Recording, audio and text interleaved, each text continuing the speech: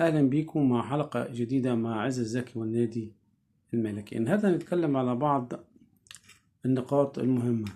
أول نقطة هنتكلم عنها باختصار اللي هو تصريحات القندوسي.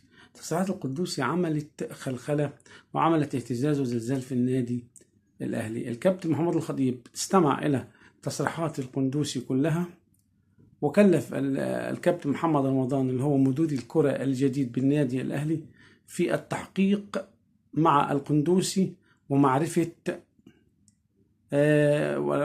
ماذا يحدث بالضبط، وهل الكلام اللي جاء للقندوسي ده صحيح أو غير صحيح للوقوف على الحقيقة. طبعا عارفين أن الكابتن محمد رمضان كلفه الكابتن محمود الخطيب بقيادة المدير الرياضي ومدير الكورة، ويعتبر قطاع الكورة في النادي الأهلي كله. ولكن توجد مشكلة أن مستر كولر مش عايز مدير رياضي ولا عايز مدير للكرة. فالمشكلة هي بعد مجيء مستر كولر من السفر تحصل جلسة بين مستر كولر وكابتن محمد رمضان وكابتن الخطيب، جلسة ثلاثية لمعرفة أوجه النظر في تعيين كابتن محمد رمضان مدير للكرة ومدير الفرع الرياضي في النادي الأهلي. ايه اللي قاله كابتن سيد حفيظ عن كابتن محمد رمضان؟ كابتن سيد حفيظ قال ان محمد رمضان ده يعتبر استاذي وانا بتعلم منه. طبعا ده شهادة تستحق الاشادة. بعد كده هنتكلم ايضا على بعض التجديد للاعبين القدامى في الزمالك زي عبد الله السعيد والمسلوسي واحمد سيد زيزو. اجل نادي الزمالك ورفض الكلام في تجديد الثلاثي او بعض اللعيبه اللي هي عايز يتجدد العقود بتاعتها الى بعد بطوله السوبر المصري التي تقام في الامارات يوم 20. وعارفين ان الزمالك اول باول مباراه يقابل فيها بيراميدز، وبيراميدز فريق قوي لا يستهان به، واللي هيفوز من بيراميدز والزمالك هيقابل الفائز من سيراميكا والنادي الاهلي. بعد كده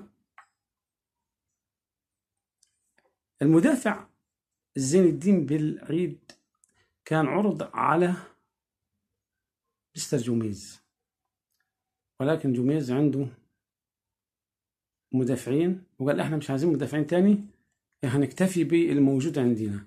انا افضل مركز 6 وجناح لتقوية الفريق. فطبعا الادارة وافقت على رأي جوميز وبتدور له على النواقص في الفريق. في تدريبات النادي الأهلي اشترك مصطفى شوبير في التدريبات على أنه ممكن يوقف في مباراة السوبر الإماراتية السوبر المصري في الإمارات، وإن مستوى محمد الشناوي الأيام اللي احنا فيها دي مستوى في النازل، فممكن يوقف مكانه مصطفى شوبير. بطولة السوبر الإماراتية بين 4 فرق زي ما احنا عارفين، الأهلي والزمالك وبيراميدز وسيراميكا. طبعا المتوقع أن ال3 فرق اللي هو الأهلي والزمالك وبيراميدز هم واحد منهم ممكن يفوز بالبطولة، ولكن البطولة قوية. ال3 فرق اللي هم الأولى الأهلي والزمالك وبيراميدز من أقوى الإسكوادات الموجودة في مصر وبل ممكن في قارة أفريقيا، لأن كل فريق فيهم يملك عناصر دولية وعناصر عندها خبرة. آخر نقطة، لماذا فاز الزمالك ببطولة السوبر الأفريقي؟ فاز الزمالك ببطولة السوبر الأفريقي لعدة أسباب، منها احترام الخصم. الزمالك احترم يا جماعة النادي الأهلي عكس النادي الأهلي ما احترمش الزمالك، بدليل ان النادي الأهلي احتفل بالفوز قبل ما يلعب المباراة، بدليل وسام أبو علي وإمام عاشور لما قاعد يقول له لما نجيبوا جون نعملوا كده ونعملوا كده. فانت ركزت وشتت انتباهك قبل المباراة ما تبدأ.